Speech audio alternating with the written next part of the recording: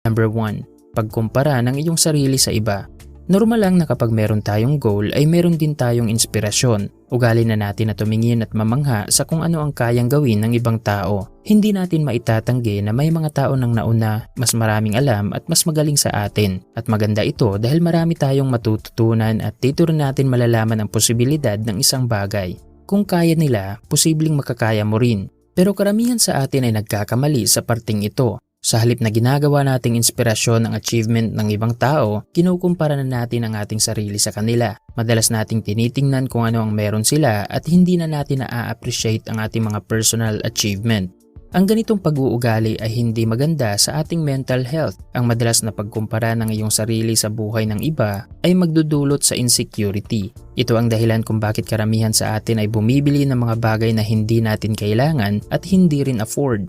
Gusto nating ipakita sa iba na meron din tayo ng mga bagay